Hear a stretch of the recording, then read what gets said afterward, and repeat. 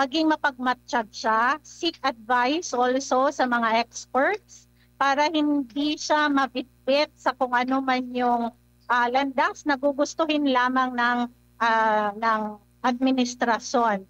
I am hoping and I am believing that she will retain her independence, being a PDP Laban member also and an officer of PDP Laban.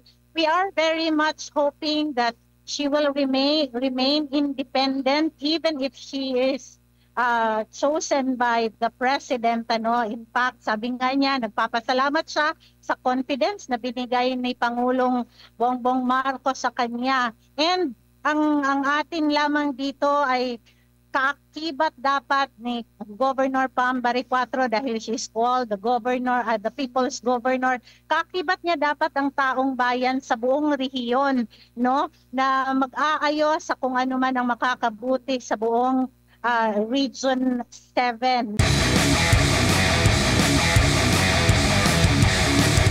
Isa sa mga miyembro at opisyal ng PDP Laban ay ginawa pong chairperson dyan sa Regional Development Council ng Central Visayas, kung saan po kayo ngayon at nagse-celebrate kayo with isa pang PDP official nga. Nabanggit mo nga si Mayor Mike Rama. Ito pong si Cebu Governor Pamela Baricuatro. Ano po ang nakikita nyo po rito, lalo't malaking responsibilidad din ito bilang chairperson ng RDC dyan po sa Central Visayas?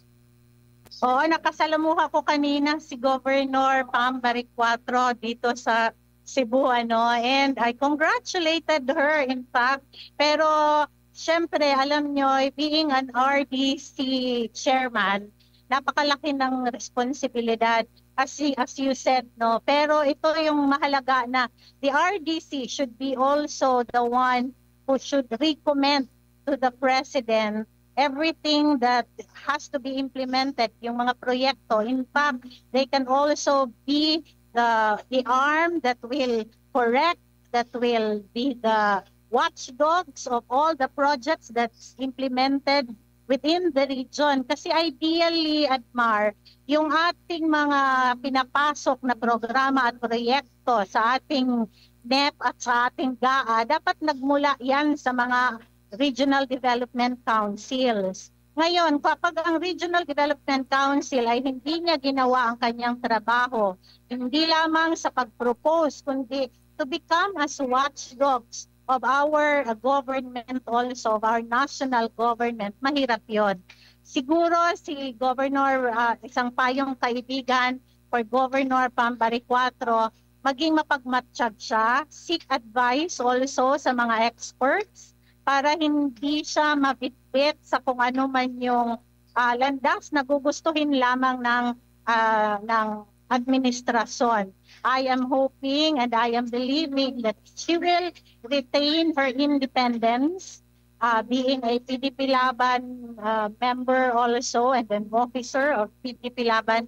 We are very much hoping that she will remain independent even if she is chosen by the president. In fact, sabi nga niya, nagpapasalamat siya sa confidence na binigay ni Pangulong Bongbong Marcos sa kanya. And ang atin lamang dito ay kaakibat dapat ni Governor Pam Baricuatro dahil she is called the governor, the people's governor. Kaakibat niya dapat ang taong bayan sa buong rehiyon, no, na mag-aayos sa kung ano man ang makakabuti sa buong Region 7, no?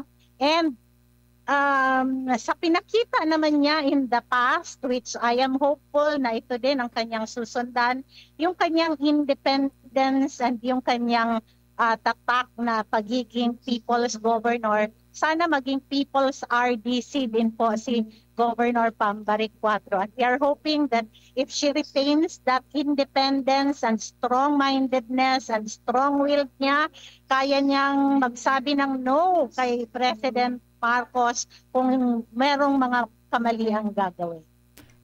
Parang in time din ito dahil nanawagan na ang palasyo through palace briefer na tulungan ang presidente para sa pagpapalago ng ating ekonomiya. nakikita nyo po ba na ang gobyerno ay labis-labis ang kapangyarihan at nasa kanya nakasalalay ang pagpapatakbo, pagkakaroon ng magandang tahak sa pagganda ng ating ekonomiya? Kasi parang umabot na sa punto na nananawagan na ng tulungan. Ibig sabihin, tanggap na ba nila ito na talagang malaki ang epekto sa problema ang kinakaharap ngayon ng bansa? Sino bang accountable nito, Ma'am Astra? That is why I am very appreciative of President Duterte because he was a very hands-on president. Alam nyo, yung pagbabasa ng kanyang mga nire-review na mga papeles at yung pagpupunta niya sa mga lugar to really see kung ano ang problema. Ito yung namimiss ko ngayon, dahil parang sa isang linggo makita mo lang isang beses, dalawang beses yung Pangulo. And tama naman na maghingi siya ng tulong kung hindi niya kaya, pero mas higit na tama kung bumaba na lang po siya sa pagiging presidente dahil hindi niya kaya. Imagine, you have presented yourself to the people to be voted upon because you know that you have a direction.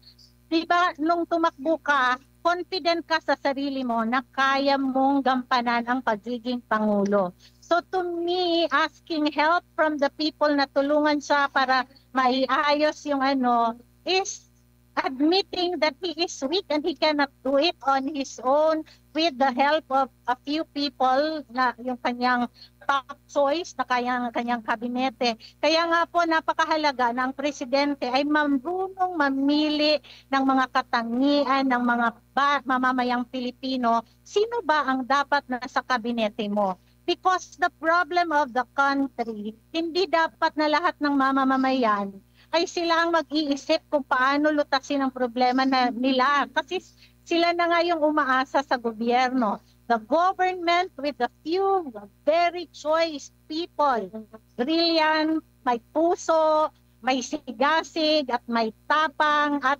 siyempre mga hindi tamad, yun dapat ang pinipili ng Pangulo.